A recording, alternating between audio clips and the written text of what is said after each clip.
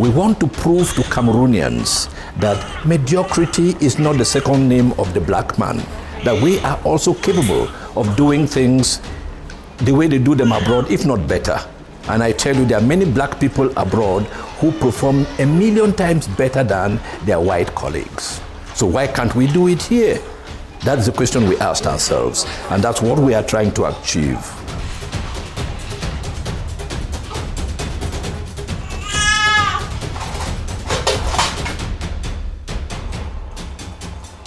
After a job like this, the first thing we do is that in the spirit of total satisfaction, we thank God for everything, because actually it is He who controls everything. He just uses us.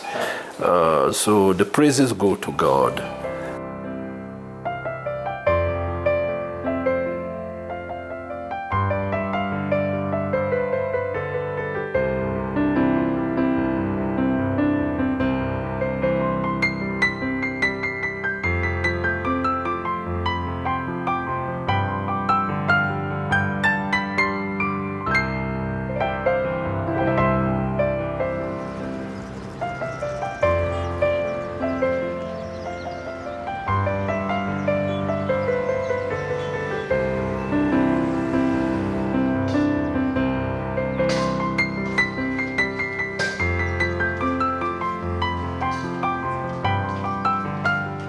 I like to describe myself as a little village boy who, by the grace of God, left from a village which I call a city of Kokobuma, found myself where I am. Primary school partly in the village in Kokobuma, but the rest of it was in Kumba, Sacred Heart School, Fiango, Kumba, from where I went to Sase College, the first secondary school in the country, thanks to the fact that the Sase band came to Kumba to play, and I saw them play, and I was marveled. I'd never seen black people march and play that way. So I said, no, I must go to this place. And by the grace of God, I went there.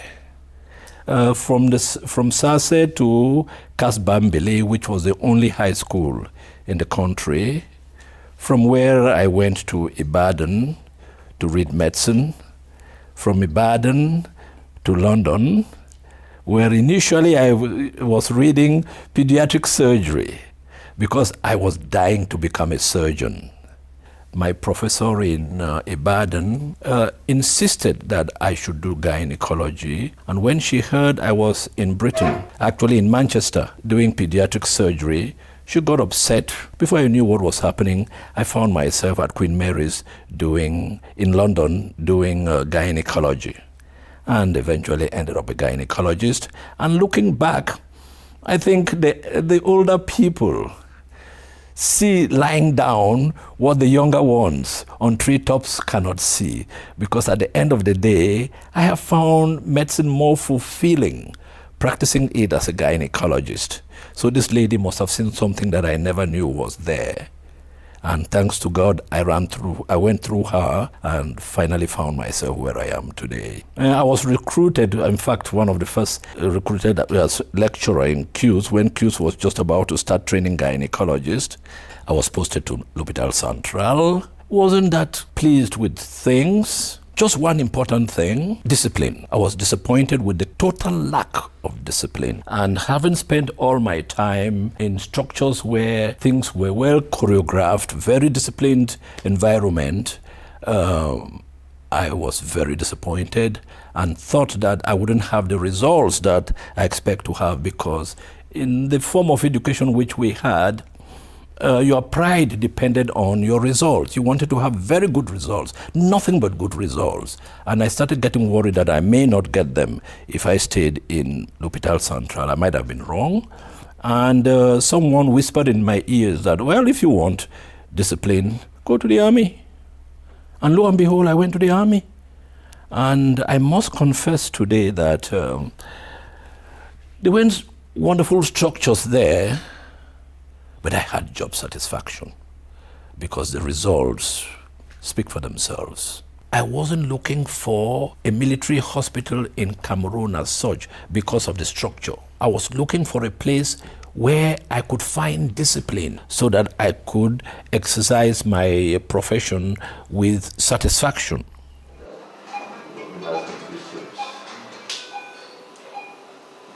Medicine, as you know, of course, I ended up having this dream that I must be a doctor. That started from truly Kumba in my first year in SASEM. First and second terms, incidentally, I was ill, very ill towards the end of the term.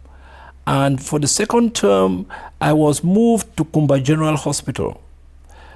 And I saw the way the doctors came every day with the nurses, their polite language, very encouraging, very comforting, extremely caring. And I said, so there could be people like this on earth. See, so I fell in love with medicine. And I couldn't see myself do anything other than become a doctor.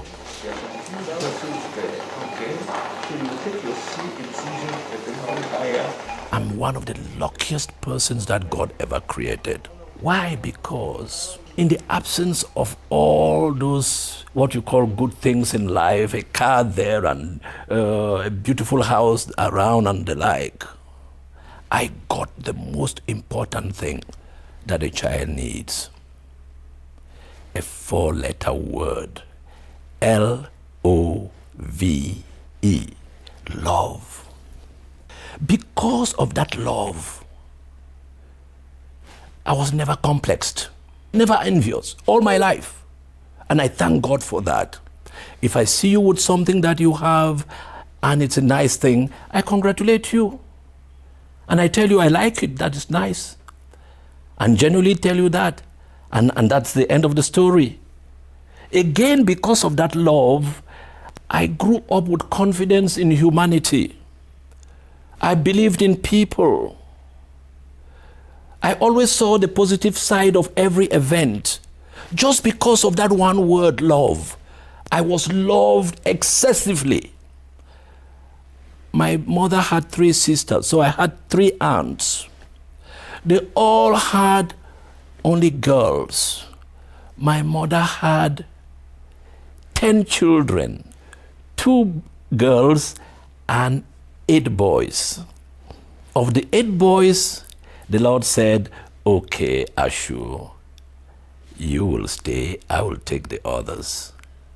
So you can imagine the environment in which I grew up. To the point where, as a high school student, my aunties used to carry me on their laps, and they insisted I sit on their laps. In the course of my work as a doctor, I have I've come across patients, young ladies, and others who in fact have everything you would long for, but they feel empty. And when you look back, that thing was absent in their lives. I realized this very early in my life and decided to make my family the center of everything.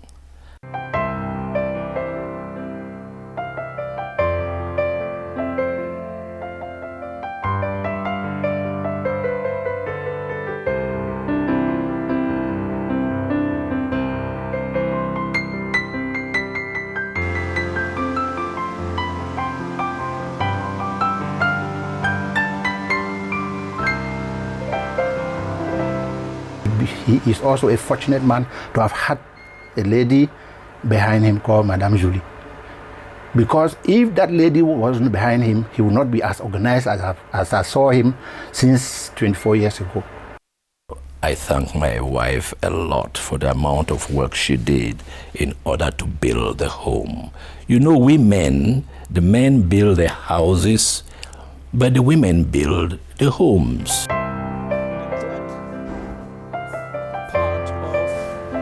I had private patients I saw, and I saw them in a clinic in this town.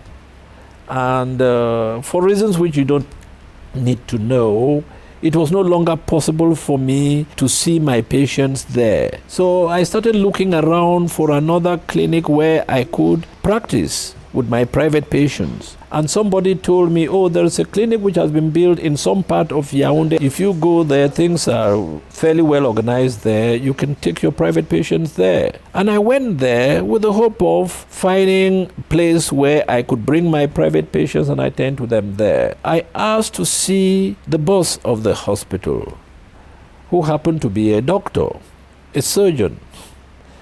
And the nurse came back telling me, oh, he says I should fill an audience form. I was taken aback. I want to see a colleague. I need to fill an audience form. I told the nurse, go and tell him that it is such and such a person is coming to see you because he intends to bring his private patients to your clinic. The nurse went in, came back. Oh, sorry, he insists that you have to fill an audience form.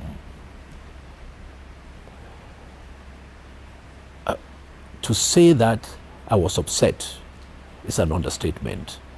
I was mad. But even in that madness, something good came out of it. Because I remember turning around saying, oh dear me,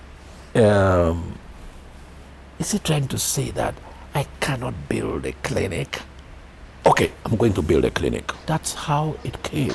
And when I look back today, the Lord wanted me to build a clinic. A few things had happened that brought me to that point. And I've always quarreled with God. I said, Lord, if you wanted me to build a clinic, you would have said so. You didn't have to make all these other things happen. But it looks like in life, sometimes when you run into stubborn people like us, certain things which are drastic have to happen for you to wake up and see that this is what the Lord says. So that's how I came to build the clinic. Why was I running away from building a clinic? Because I hate administration. I am a technician through and through. My greatest moments are when I'm with my patient. So I could not see myself going to sit behind a desk and bill and all those kinds of things. No, I didn't want that. I've never wanted that in my life. So that's how I came to build a clinic. So here I was building a clinic out of, say anger, and now with a determination to show that one can do this thing. And naturally, I am punished with this drive of doing anything I'm doing, I want to do it to the best of my ability. So that's what happened. And I found myself put together that thing. I went slowly because I was not competing with anybody. I was just competing with myself. That's what I tell my children, compete with yourself. I do that all the time. I do a cesarean section, she goes home after 4 days. Then I ask myself, why can't I do it so that she goes home in 3 days? I do it, she goes home 3 days. I said to myself, but hold it, why can't I do it and she goes home on the second day? And I've done it and they go home on the second day. So I compete with myself. That way, you see, I'm always happy. I'm not envious. And you press, and slowly it becomes a bed. You see, her legs are already in position, her arms are ready. We've tried to keep an archives. The reason for this archives is to make sure that should patients come here 10, 15, 20 years later, they will always find documentation on their health issues. You see, here you have the bed, there's a telephone, you have a bed seat there, because that can be converted into a bed. There is a place, if it's a director general who wants to have a meeting with his directors while in hospital, he can easily do that here. The clinic is built for Cameroonians of all levels of life. Because truly, the double room, for example, here costs less than in any other hospital in this city. And I mean government hospitals. There are friends who have come and asked where I get subvention from to be pricing my, my rooms as cheaply as I do. But it's just because of the principle that health care is meant for everybody.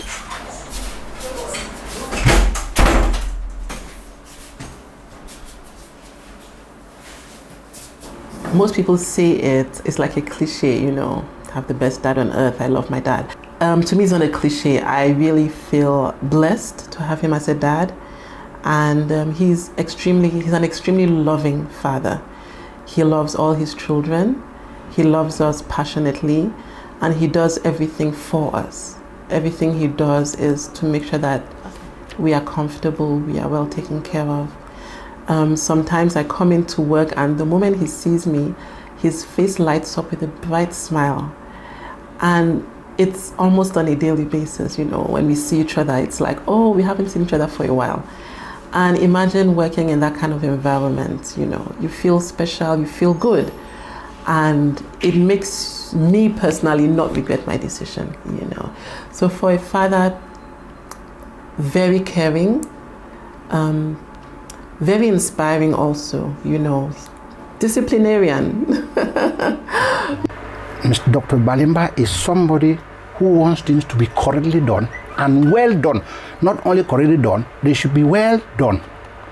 In fact, when I knew him in Military Hospital, we were 35 of us working with him. And then out of the 35, I am the only one with him, because I found in him something that others don't have.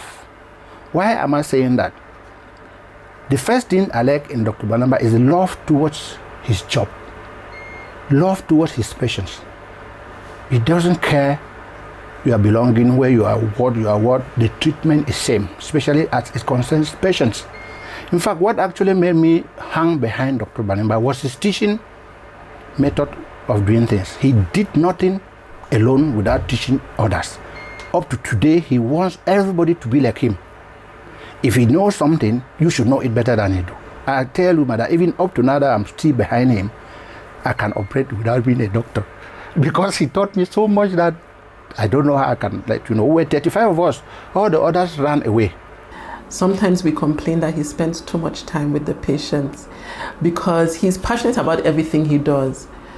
He will consult and take time and listen to you, and the minutes are ticking and there are others outside, but you know, each person who comes out is with a smile, you know, and it's so hard to get them to see another person, because they are also satisfied. And as I said, when I was younger, I used to consult. I used to join him in his office once in a while during my holidays. And, you know, I could testify that, you know, he did a great job. He doesn't just find out your medical problems. He listens to you as a person. You know, some medical problems are psychological too, the stresses of home. And he takes the time to listen to all of that and gives his own counsel.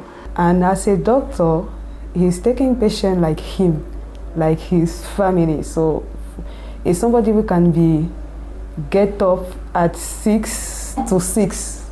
If a patient needs him to be there, he's going to be there. So, and it's something that he was just let us know to do, that every patient is our sisters, every patient is our husband, is our child, and you need to really do everything for that your husband, sister, or child to be really okay. So, and when you are working on your sisters or father, you need everything to be done very well. I remember one day he came to the job site and found me doing funny things. His crew come to my office, come with the group we were, because we were all chatting and discussing on political things we heard over the radio. And then he discovered that there was a woman in labor, and we were sitting in a group and chatting. He decided to punish all of us. A military man never should a military man hear you say, I will punish you. He's somebody who loves God. That has always been clear, and he does many things to show that. When something comes from within, and as I said earlier, he's a passionate person, so whatever he loves, he does it with passion and he does it well. I remember in Sase, I told the principal, oh look, I want to become a priest. And he said, okay, that's all right. And he gave me a priest to follow me up. And after 1 year, he called me to his office and said, oh look, I know what I'm going to say will disappoint you. We have decided that no, you will not become a priest. But what I advise you to do is keep an open mind, and God will show you how he wants you to serve him. Yes, that was from a Catholic priest, a congregation that I wanted to join. And that's what they told me. And you can't believe it. I think it was an inspiration to this Reverend Father, because I came to discover that God wanted me to serve him as a doctor. And I did that with a lot of joy. So I am a catechist actually in Montfebe Church at the monastery. Because soldiers move around a lot, I came to discover that, people were suffering a lot in the northern part of Cameroon. I organized medical exercises with American military personnel and went up to the extreme north vaccinating and treating and giving drugs for free and what have you. So I've done those things. And I noticed that my own home wasn't that well off as I thought. And you see, I had forgotten about them. And so went back home, tried to get a clinic built. And then much later, I discovered that this village where I grew up, which was booming, people were happy, smiles on their faces. They were always having rice and meat and what have you, had suddenly become something else, where there was misery written on every face. I asked myself, but why? So I quickly realized that the people had become poor because they could not manage their little economy. They were still producing cocoa, but they were always poor. Why? Because they took loans on very high interest rates. And eventually, even their farms were taken because they could not cope. And I found a solution in the creation of a cooperative. So I created a cooperative, which is called the Bafor Area Farmers Cooperative. And ever since its creation, it's unfortunate that things have slowed down because of what is going on over there. But you could see that there was palpable change in the lives of these people, because the cooperative, first of all, brought them closer to government.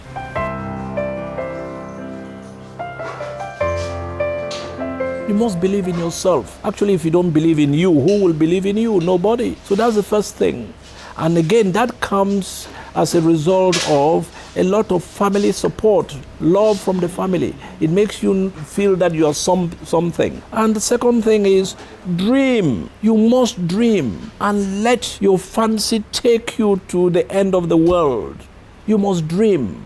Never think that there is something which is impossible, because I normally told my children, that fellow who is president, has he two heads? No. Does he eat the way you eat? Yes. Does he go to the toilet? Yes. The queen goes to the toilet. So the queen is a human being. You may not become a queen because you need to be born in a royal family, but you can become a president or a prime minister. So dream. And once you have dreamt, set about achieving your goals. Don't be afraid. Don't be afraid, says the Lord. And you know how many times God said this in the Bible? 366 times, which means every day the Lord says to us, don't be afraid. Have confidence in me. I am with you. And if God is with us, who are we going to be afraid of? Why should we be worried if God is on our side? He has said it. He always keeps his word. Yes, that's what I will tell the young people. And please, don't run before you can walk. You find many young people, before they can even own a bicycle, they want to ride a Land Cruiser. No, it doesn't come like that. If you try to get it that way, it will not last for long. And secondly, you will be a very sad person, because the route through which you get that is the route of the devil. The devil deceives. He shows you gold, and when you get close and you are in his territory, he takes that away and gives you a piece of rock.